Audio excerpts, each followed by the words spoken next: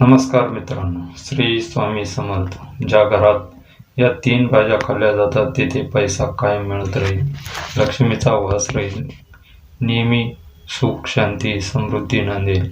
पण घरात ठराविक वारी या भाज्या खायच्या आहेत, त्यामुळे तुम्हाला याचे फळ नक्कीच प्राप्त होणार. आपण लहानपणापासून ऐकत आलेलो आहोत की सोमवारी संध्याकाळी उपवास सोडताना पांढरा मुळा खाण्याची पद्धत आहे.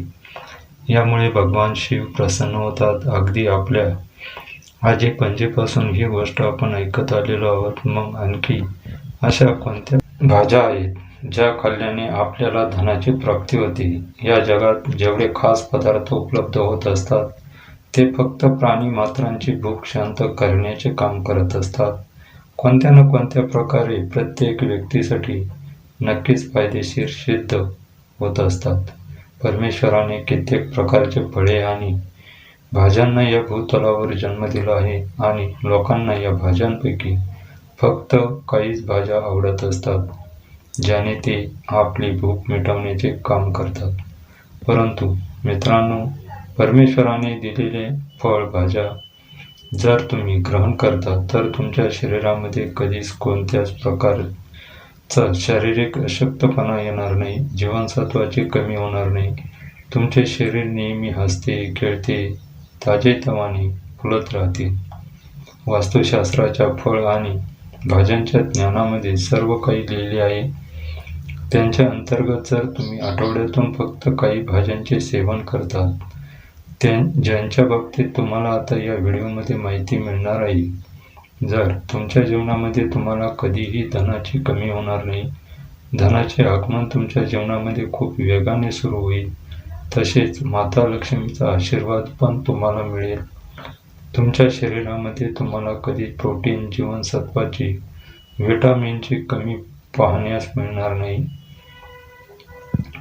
म्हणून मित्रांनो, आज तुम्हाला वनस्पती आणि वास्तुशास्त्राच्या अनुसार या भाज्यांच्या बाबतीत सांगणार आहोत, ज्याने तुम्हाला श्री लक्ष्मीचा आशीर्वाद पण मिळेल, श्रीहरी विष्णूचा आशीर्वाद पण मिळेल, तसेच शिवशंकर भोलेनाथचे आशीर्वाद देखील प्राप्त होतील. सर्वप्रथम तुम्ही कमेंट बॉक्समध्ये श्री स्वामी समर्थ नक्की लिहा.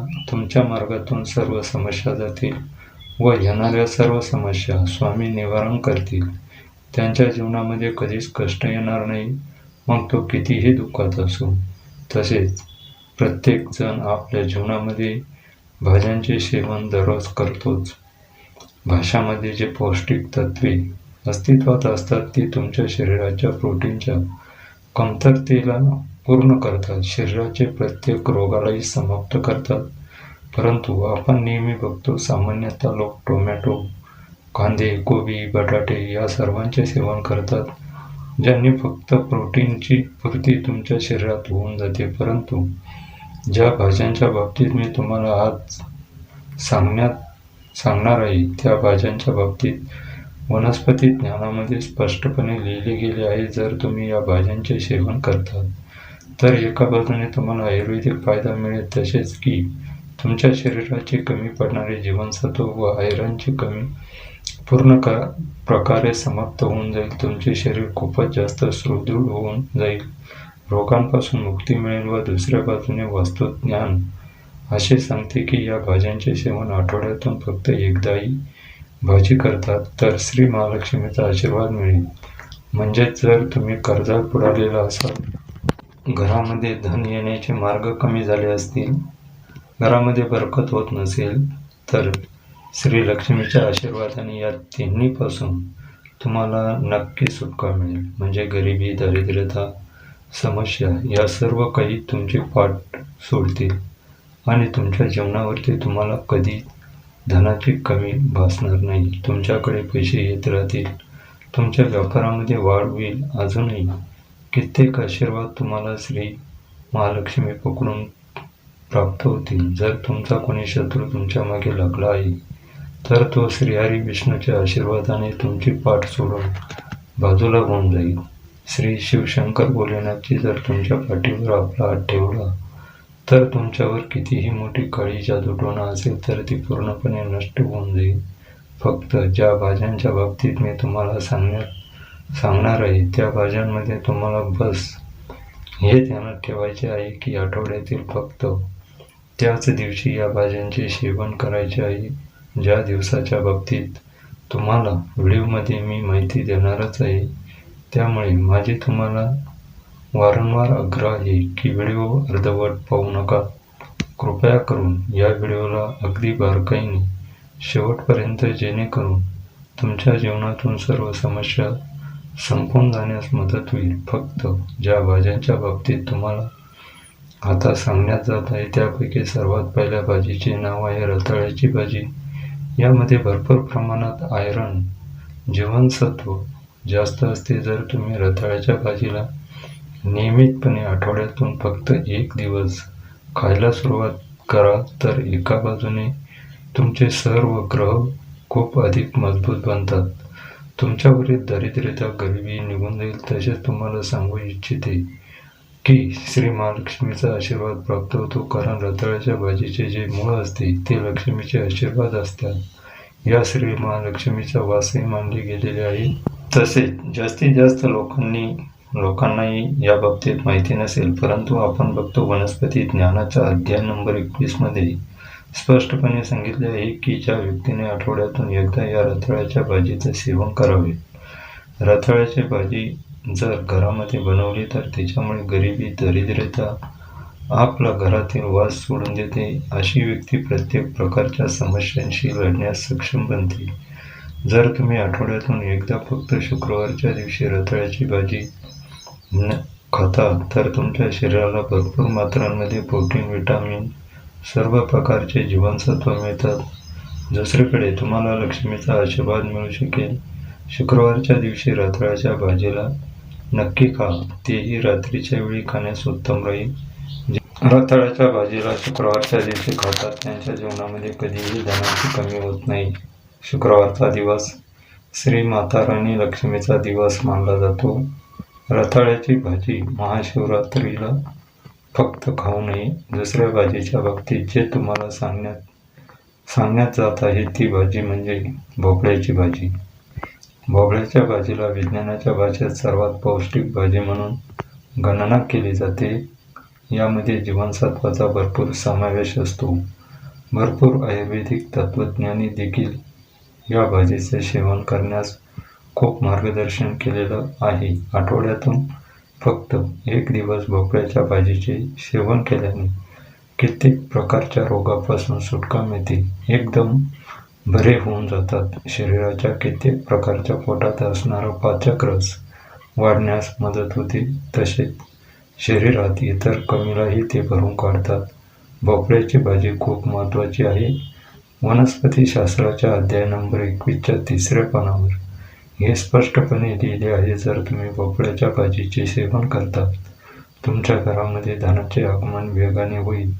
तुमच्या घरामध्ये धनाचे आगमन होत आहे. धनाचे आगमन सक्रिय स्थितीत राहते. याचा सरळ अर्थ आहे की जर तुम्ही लोक व्यवसाय, व्यापार, दुकान चालवत असाल तर या भोपळ्याच्या भाजीचे सेवन केल्याने तुमच्या धंद्यात ग्राहकांची गर्दी वाढते. तुम्हाला तुमच्या धंद्यानुसार ऑर्डर भरपूर मिळतात.